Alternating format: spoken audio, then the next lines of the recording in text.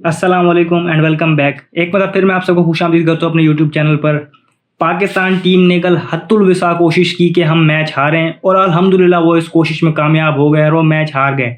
अब मैं अल्हम्दुलिल्लाह पाकिस्तान के मैच हारने पे नहीं कर रहा, क्योंकि उन बेचारों की जो कोशिश थी, जो मेहनत हमें नज़र आई, जिन्होंने मेहनत एफर्ट जो अपनी पुट की कि पूरी एफर्ट करेंगे हम ये मैच जीत ना जाए गलती से, हारने की उनकी सारी कोशिश थी। तो मेरे मुल्क के भाई हैं और मेरे भाई हैं, उन्होंने कोशिश की जो उसमें वो कामयाब हुए, इसलिए मैंने अल्हम्दुलिल्लाह कहा कि वो मैच हार गए। अब दो तरह के लोग पाकिस्तान की तरफ से ये वीडियो देख रहे होंगे। एक जो बहुत ज़्यादा तपे होंगे, गुस्से में होंगे और बस वो ये बैशिंग देखना चाह रहे होंगे उनकी, तो ये बैशिंग भी आपको यहाँ मिलेगी ऑब्वियसली। अब वो दौर नहीं रहा कि हम उन पर बैशिंग ना करें और उनको इन पर हल्का हाथ रखें। अब ज़रा हम दिखाएंगे इनको कि इनकी कहाँ कहाँ गलतियाँ, उनको आईना दिखाएंगे। और दूसरा के लोग ये भी होंगे जो सोचेंगे होंगे कि आगे वे फॉरवर्ड क्या, गुस्सा और तकलीफ उनको भी होगी, लेकिन वो वे फॉरवर्ड भी देखना चाह रहे होंगे, तो उनके लिए भी इस वीडियो में है। फिर इंडियन फैंस जो हमारे वीडियो देख रहे होंगे, सबसे पहले तो उनको कॉन्ग्रेचुलेशंस कि उनकी टीम जीत गई, बहुत आउटस्टैंडिंग उनके लिए विक्ट्री। क्योंकि एक जिस तरह मैंने आपका ना राइवलरी है, तो ये राइवलरी की विक्ट्री उनके लिए बड़ी इंपॉर्टेंट है और जिस तरह से उसको सेलिब्रेट करना चाहें वो कर सकते हैं ऑब्वियसली। लेकिन उनके लिए भी आगे जाके इस वीडियो में मतलब उनकी टीम के परफॉर्मेंस के हवाले से भी है, क्योंकि ऑब्वियसली हम उनको as a tournament trophy contender देख रहे हैं, तो उनके लिए भी कुछ चीज़ें हैं जिन पे उनको सोच विचार करना चाहिए कि अगर पाकिस्तान की जो टीम जो इस तरह इस टाइम नीचे लगी हुई है, सी टीम बनी हुई है और जिस लेवल की टीम है उसके अगेंस्ट अगर स्ट्रगल कर रहे हैं, तो कहीं ना कहीं आपकी गड़बड़ी है जो आपको ठीक करनी है। तो स्टार्ट करते हैं जी। मैंने इस तरह आपको आगे बड़ी कोशिश की पाकिस्तान टीम ने कि हम ये मैच हारें और कामयाब हो गए।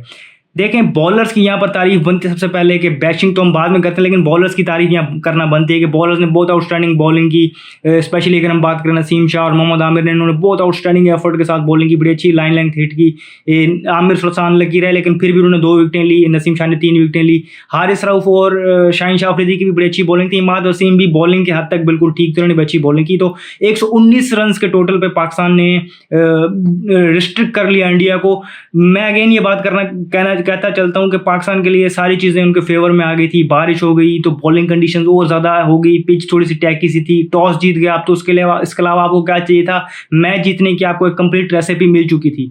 लेकिन फिर अगेन हम बात करते हैं कि बैटिंग लाइन में, जिस तरह मैंने आपको एज इट इज़ पिछली वीडियो में कहा था कि जो बैटिंग लाइन यूएसए की बॉलिंग लाइन के अगेंस्ट नहीं चल पा रही, तो वो आप कैसे एक्सपेक्ट करते हैं कि इंडिया जैसी एक टॉप क्लास टीम के अगेंस्ट, जहाँ पर एक टॉप क्लास बॉलर मौजूद हैं, जसप्रीत बुमराह जो again man of the match बने, उनके अगेंस्ट कैसे परफॉर्म करेंगे? तो ये मेरा सवाल था और मैंने आपको कहा था पिछली वीडियो में कि ये अपना माइंड बना के देखें कि ये मैच आपने हारना है, आप जीत नहीं सकते।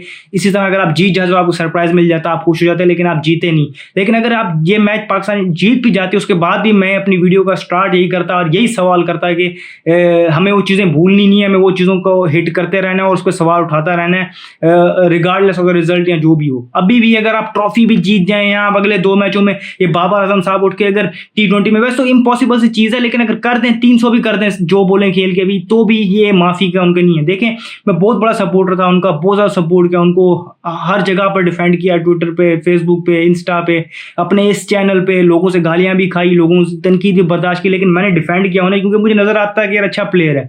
इनिशियली अगर हम उनके करियर की बात करें तो उन्होंने छोटी टीम के अगेंस्ट परफॉर्म करना स्टार्ट किया, फिर मीडियोकर टीम के अगेंस्ट परफॉर्म किया, फिर एक उन्होंने अपना करियर हाई हिट किया 2021 में, जब उन्होंने इंडिया के अगेंस्ट एक मैच विनिंग इनिंग खेली। उसके बाद उनको वहां से पीछे नहीं देखना चाहिए था, क्योंकि उससे पहले वो एक मस्ट विन मैच में न्यूजीलैंड के अगेंस्ट भी 2019 के वर्ल्ड कप में 100 स्कोर कर चुके थे। तो ये उनके लिए एक करियर पाथ बनता जा रहा था और जिस तरह से वो अपना नाम बना रहे थे रैंकिंग्स वगैरह में हर जगह, तो उनको इससे आगे देखना था। लेकिन 2021 के T20 वर्ल्ड कप के बाद अगर हम देखें तो किसी भी इवेंट में, वो एशिया का हो या ICC का हो, वहां पर वो बिल्कुल परफॉर्म नहीं कर पाए, कंप्लीटली फ्लॉप चले गए हैं। और बीच में जो उनको सीरीज मिलती हैं छोटी टीम के अगेंस्ट, वहां भी उनकी कंसिस्टेंसी लेवल वो नहीं है, और बड़ी टीम के अगेंस्ट तो उनसे रन भी नहीं हो पा रहे, और ICC इवेंट्स में तो बिल्कुल रन उनके ड्राई आउट हो गए। कैप्टेंसी उनकी पहले माशाल्लाह थी, उनको एक चांस मिला था कि जब उनसे कैप्टेंसी वापस ले ली गई थी, तो उसके बाद उसको वापस एक्सेप्ट नहीं करना चाहिए था, लेकिन उन्होंने वापस एक्सेप्ट किया। कैप्टेंसी भी अपनी मतलब जो है कि 2 लेवल नीचे करके वापस लेके आए, कुछ सीखने के बजाय और पीछे चले गए, बैटिंग उनकी और खराब हो गई। तो कब सीखेंगे मुझे समझ नहीं आती। अब कोई उनके लिए कोई मेरे दिल में कोई अभी सॉफ्ट कॉर्नर नहीं है। अब तनकीद बनती है, बिल्कुल बनती है कि आपकी वजह से टीम हारी है। अगर आप 120 रन नहीं चेस कर सकते, किस तरह के आप नंबर 1 बैट्समैन हैं, किस तरह के से आप किंग कहलवाते हैं, तो किंग का लकब ले लेना चाहिए, क्योंकि अब किंग से भी नहीं हो पाया। फिर अगर हम बात करें तो मोहम्मद रिजवान की एक स्टेबल इनिंग को आप लेके चल रहे थे, 120 रन थे, कोई हमें यहाँ पर 180 190 चेज नहीं करना था। अगेंस्ट ऑल ऑड्स आपने जाके जसप्रीत बुमराह जैसे बॉलर को एक बहुत ही लूज शॉट खेली और विकेट गिव अवे कर दी। एक ब्रेन फेड मूवमेंट था कि समझ नहीं कि वो शॉट उन्होंने खेली क्यों। बाकी सारे बॉलर्स नहीं थे जिनको आप अटैक कर सकते थे, लेकिन नहीं, हमने अगेन गंद मारना था तो हमने वो गंद मारा। फिर हम बात कर लेते हैं कि इफ्तिकार अहमद की। सबसे पहले तो मैं अपने देखने वालों से जो देख रहे हैं पाकिस्तानी जो दुखी, मैं सबसे पहले माफ़ी मांगना चाहता हूं क्योंकि मैंने इस प्लेटफॉर्म पे बड़ा प्रमोट किया है इफ्तिकार अहमद को एज अ हिटर, क्योंकि मैं भी बहक गया था उनकी पीएसएल में इनिंग्स देख के। जिस तरह वो पीएसएल में हिटिंग कर रहे थे, वहाँ तो हाथ ही नहीं आते ना किसी के। वहाँ तो एक ओवर में 18-19 चाहिए तो उनके लिए मसला ही नहीं होता। या उनसे ओवर में 6-7 नहीं बन रहे होते, बल्कि 5 भी नहीं बन रहे होते। उनकी अगर पिछले भंड अगर हम उनके एक साइड पर रख दें, जो होते हैं तवातर से वो फेलियर करते आ रहे हैं, उनके वो एक साइड पर भी रख दें, तो जो कल के मैच में जो उनको अपॉर्चुनिटी मिली थी तो वहां पर उनके पास 8 इन ओवर जाना था उनको। और स्पेशली अगर हम बात करें, उनको 4 बॉलें ऐसी मिली, मतलब 3 तो उनको फुल टॉसेस मिली बिल्कुल जो हिटिंग रेंज में थी और जिनको बाउंड्री के पार पहुंचाना चाहिए था, और एक उसके बाद एक फ्री हिट मिली, वो भी फुल टॉस थी, वो 4 जाया की। 9 बॉलें उन्होंने ओवरऑल खेली, सिर्फ 5 रन स्कोर किए और पाकिस्तान ये मैच हारा सिर्फ 6 रन से। तो यहां से आप अंदाजा लगा लें। दूसरे हमारे जो बैटिंग के साथ, मैंने बॉलिंग की तारीफ की ना मोहम्मद इमाद वसीम की, अब मैं बॉलिंग की अगर हम उनकी तारीफ कर ले, उनकी अगर बैटिंग की बात करें तो कोई पर्पस नजर नहीं आ रहा था। इंडिया की तरफ से खेलने से ऐसा लग रहा था, और रनिंग बिटवीन द विकेट उनकी ऐसी थी जिस तरह कोई उनके पैर में किसी ने जंजीर बांधी हुई है, भाग नहीं पा रहे थे, इंटेंट नजर ही नहीं आया था। दुनिया को पता है कि मैचअप होता है कि लेफ्ट आर्म स्पिनर का एक लेफ्ट हैंडेड बैट्समैन के आगे, और इंडिया से कहीं ना कहीं मिसकैलकुलेशन हो गई थी कि वो अक्षर पटेल को उस क्रूशल टाइम पर लेके आए और वहां पर पाकिस्तान के वो फेवर में चीज जा सकती थी, लेकिन वो भी मैचअप कैश इनका बिल्कुल रन ही नहीं कर पाए। 4-5 डॉट बॉलें खेल गए वहां पर इमाद वसीम, और टुवर्ड्स द एंड भी हमने देखा कि उनसे बिल्कुल कुछ हुआ ही नहीं। एक उनसे चौका लगा, वो भी आउटसाइड एज पे गया हुआ था।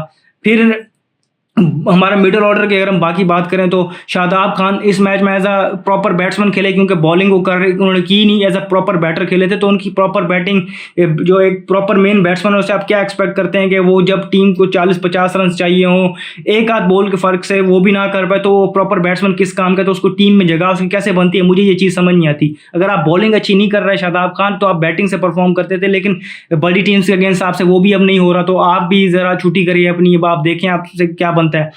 फिर अगर हम बात करें तो उस्मान खान को लेके आए जी, यूएई से आए हैं और बड़ा उन्होंने ये किया, पीएसएल की परफॉर्मेंस उनको लेके हमने भी डिफेंड किया। एक हद तक हमें उनका इंटेंट पसंद आ रहा था, तो हमने कहा शायद काम कर जाए। ये भी यहाँ माफ़ी मांगने वाली बात है कि ये हमने किया, लेकिन उनसे भी नहीं हो पा रहा वो। ये उनको समझ आ रहा है कि बड़ा स्टेज है। फ़खर जमान के क्या ही बात करें कि उनका यही स्टाइल है, तो यहाँ उन पर तनकीद अगर करते हैं तो परफॉर्म भी उन्होंने किया हुआ, तो उनकी इतनी ज़्यादा बात नहीं करना चाहता मैं। तो मेन कल्प्रिट्स मैंने आपको बता दिया, ये फील्डिंग में भी हमसे नहीं हो पा रहे थे। उस्मान खान और इफ्तिकार ने, हमने देखा कि 3 से 4 कैचेस ड्रॉप किए।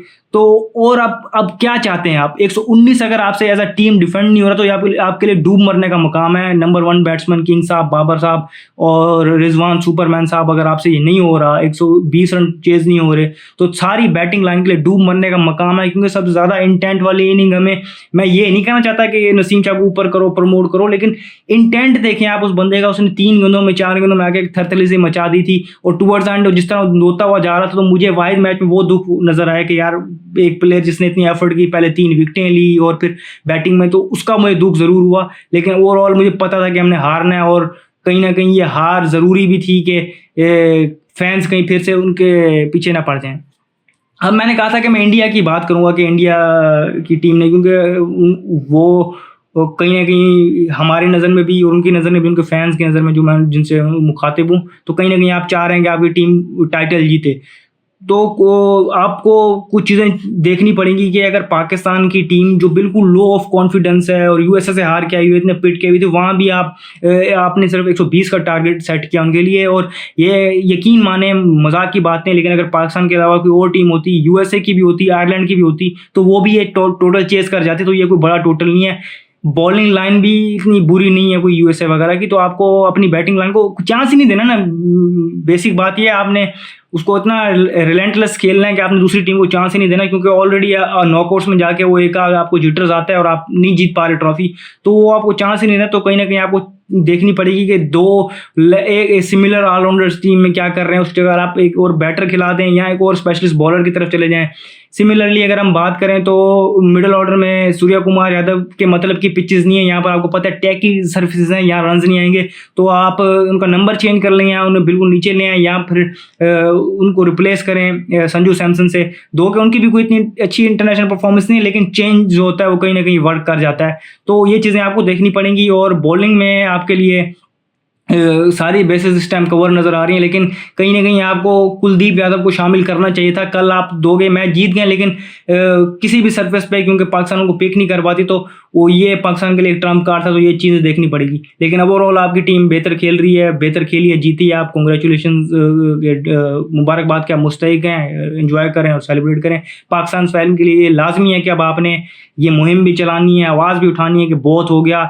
आपको अब चाहिए एक सिस्टम जिसमें ये और एहतसाब चाहिए कि अगर सच में ग्रुपिंग है टीम में, जो ग्रुपिंग करवा रहा है उसके खिलाफ भी एक्शन चाहिए, और ग्रुपिंग जो कर रहे हैं उनके खिलाफ भी एक्शन हो, क्योंकि कोई कितना बड़ा परफॉर्मर हो अगर वो टीम को और मुल्क को नुकसान पहुंचा रहा है तो उसकी जगह टीम में नहीं बननी चाहिए। और फिर जिस तरह के ये लोग शामिल हुए पड़े हैं नेपोटिज्म पे या फेवरेटिज्म पे, जिनको जो ओहदे मिले हुए हैं, उनको भी अब देखना होगा, क्योंकि बहुत हो गया। अब एक सिस्टम प्रॉपर चाहिए होगा और प्रॉपर एक एहसाब चाहिए होगा, वरना हमारी क्रिकेट अनफॉर्चुनेटली हॉकी की तरफ जा रही है और ये पाकिस्तान फैंस के लिए अच्छा साइन नहीं है। मैं प्लेयर्स को डिफेंड नहीं करता, प्लेयर्स के हक में बिल्कुल भी नहीं हूँ, या इन प्लेयर्स को डिफेंड करने का कोई डिफेंड कर सकता है, लेकिन मैं क्रिकेट में हक में हूँ। और क्रिकेट टीम का मकसद सिर्फ ये प्लेयर्स नहीं है, हमारी टीम है, हमें इसको डिफेंड करना है।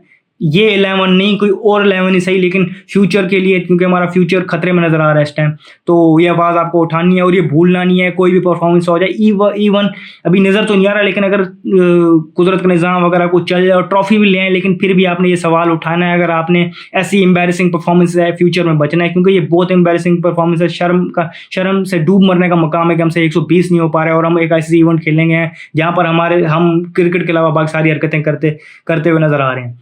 तो इस वीडियो में फिलहाल इतना ही, मुझे दीजिए इजाज़त। शुक्रिया, अल्लाह हाफिज़।